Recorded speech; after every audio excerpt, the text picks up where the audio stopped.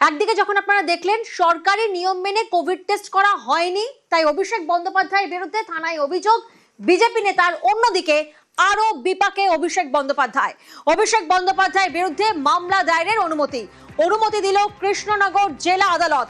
আরো একবার আপনাদেরকে জানাবো, আরো বিপাকে অভিষেক বন্দ্যোপাধ্যায়ের বিরুদ্ধে মামলা দায়েরের অনুমতি দিল কৃষ্ণনগর জেলা আদালত। সমীর প্রতিনিধি রয়েছেন এই মুহূর্তে আমাদের সঙ্গে, সরাসরি সমীরের থেকে একবার জানবো। সমীর, ঠিক কি কি অভিযোগ অভিষেক বন্দ্যোপাধ্যায়ের বিরুদ্ধে?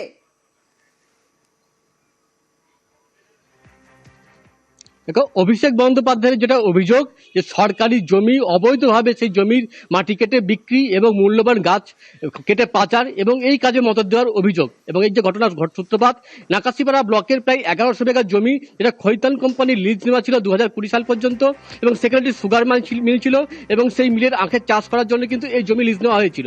2008 সালে এই কোম্পানি কাজ বন্ধ করে দেয় এবং এরপরে কিন্তু এই জমি পরিত্যক্ত অবস্থায় পড়েছিল। 2011 সালে তৃণমূল ক্ষমতায় আসার পর তৃণমূল আশ্রিত জমি মাফিয়ারা নাকাশিপাড়া এলাকার শেখ শাহজাহান শেখ এবং তার অনুগামীরা ওই খাস জমি থেকে বিঘার পর বিঘা জমির মাটি চুরি করে বিক্রি করে এবং এছাড়াও এই জমির যে মূল্যবান গাছ ছিল সেগুলোও কিন্তু কেটে পাচার করে। এবং এখানে সম্পূর্ণভাবে অভিষেক বন্দ্যোপাধ্যায়ের মদতে হয়েছে বলেই স্থানীয়দের অভিযোগ। এবং এই পরিপ্রেক্ষিতে গত 26শে জুন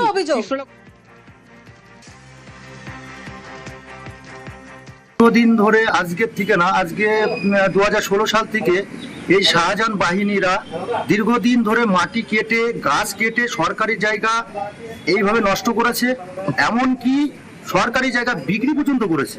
আদালত কি অর্ডার দিল? আদালত আজকে এফআইআর করার জন্য অনুমতি দিয়েছে। এটা নিয়ে তদন্ত হবে। এবং কতটা খুশি এই অর্ডারটা পেয়ে আছি? আমরা সবাই প্রচন্ড পরিমাণে খুশি আছি। তদন্ত সঠিকভাবে তদন্ত করলে এইখানে যাদের যাদের নাম দেওয়া আছে শাস্তি পাবে। 1100 বিঘে সরকারি খাস জমি মাটি কেটে গাছপালা কেটে মানুষদের উপর অত্যাচার করে দীর্ঘদিন ধরে সেই প্রক্রিয়া চলে আসছিল। এই সমস্ত মানুষজন তার বিরুদ্ধে সরব হয়েছিলেন। 25/6/26 তারিখে মামলা দায়ের করা হয় শাহজাহান শেখ, অভিষেক ব্যানার্জি সহ আরো 9 জনের বিরুদ্ধে। পুলিশ নিরপেক্ষ তদন্ত করে তার রিপোর্ট দেন।